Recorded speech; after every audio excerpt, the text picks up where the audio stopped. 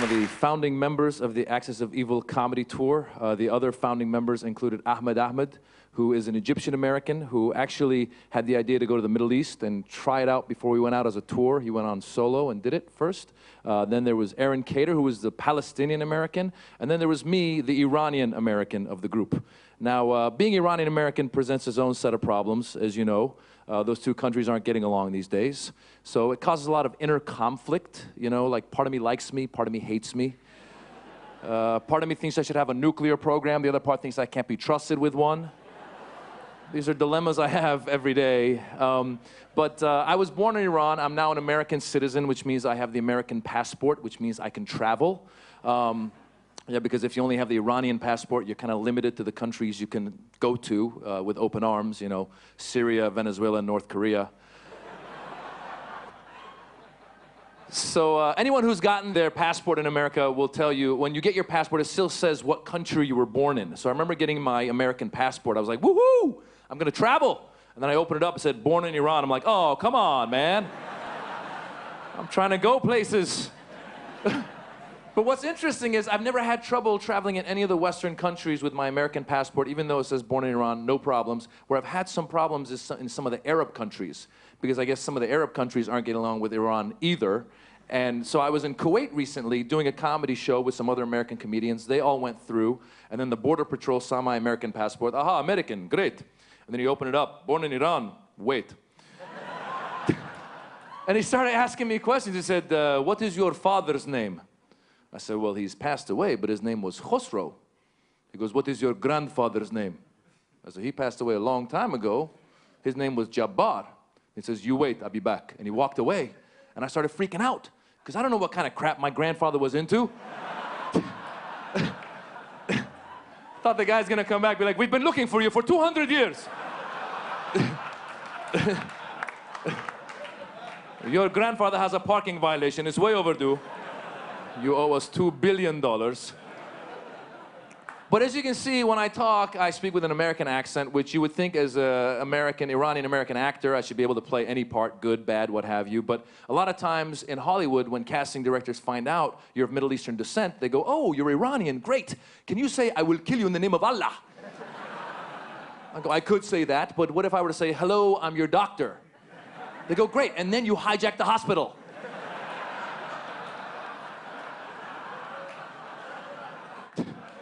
Like, I think you're missing the point here. Don't get me wrong, I don't mind playing bad guys. I want to play a bad guy. I want to rob a bank. I want to rob a bank in a film. I want to rob a bank in a film, but do it with a gun, not with a bomb strapped around me, right? Because I imagine the director, Maz, I think your character would rob the bank with a bomb around him. Why would I do that? If I want the money, why would I kill myself? Right? Give me all your money or I'll blow myself up. Well, then blow yourself up. Just do it outside, please. But the fact is, there's good people everywhere. That's what I try and show in my stand-up. There's good people everywhere. All it takes is one person to mess it up. Like a couple months ago in Times Square in New York, there was this Pakistani Muslim guy who tried to blow up a car bomb. Now, I happened to be in Times Square that night doing a comedy show. And a few months before that, there was a white American guy in Austin, Texas, who flew his airplane into the IRS building. And I happened to be in Austin that day doing a stand-up comedy show. Now, I'll tell you, as a Middle Eastern male, when you show up around a lot of these activities, you start feeling guilty at one point. I was watching the news, I'm like, am I involved in this crap?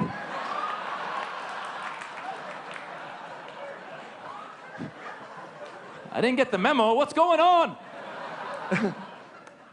But what was interesting was the Pakistani Muslim guy, see, he gives a bad name to Muslims and Middle Easterners and Pakistanis from all over the world. And one thing that happened there was also the Pakistani Taliban took credit for that failed car bombing. My question is, why would you take credit for a failed car bombing? Like, we just want to say, we tried.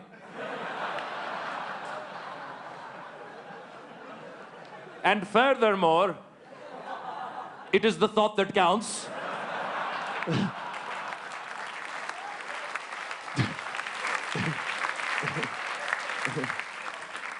And in conclusion, win some, lose some. But what happened was when the white guy flew his plane into the building, I know all my Middle Eastern and Muslim friends in the States were watching TV going, please don't be Middle Eastern, don't be Hassan, don't be Hossein. And the name came out, Jack. I'm like, woo! That's not one of us. But I kept watching the news in case they came back. They were like, before he did it, he converted to Islam. Damn it! Why, Jack? Why?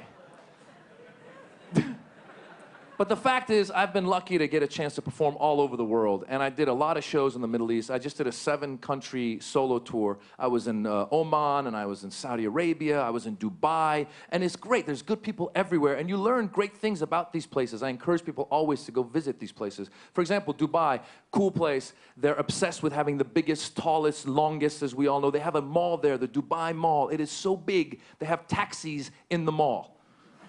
I was walking, I heard beep, beep. I'm like, what are you doing here? He goes, I'm going to the Zara store. It's 3 miles away. Out of my way, out of my way, out of my way.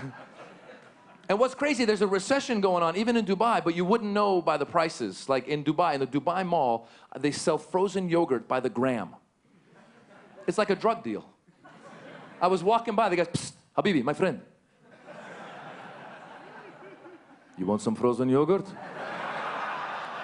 Come here, come here, come here.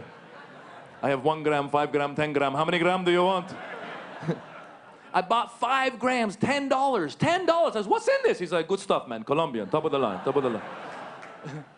The other thing you learn sometimes when you travel to these countries in the Middle East, sometimes in Latin American countries, South American countries, a lot of times when they build stuff, there's no rules and regulations.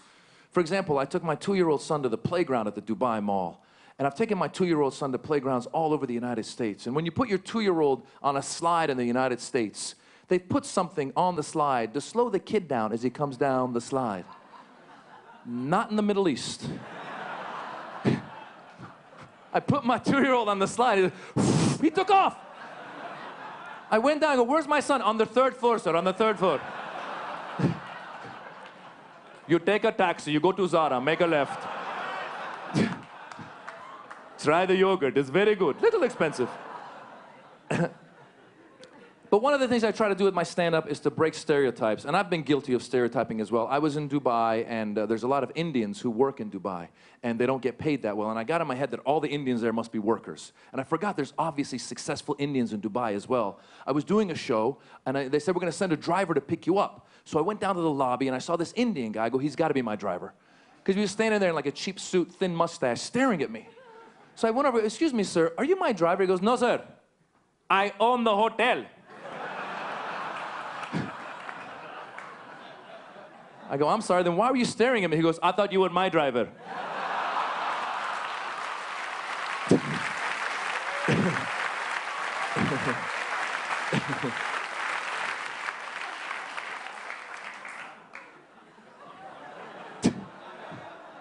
I'll leave you guys with this. I try with my stand-up to break stereotypes, present Middle Easterners in a positive light, Muslims in a positive light, and I hope that in the coming years, more film and television programs come out of Hollywood presenting us in a positive light. Who knows, maybe one day we'll even have our own James Bond, right?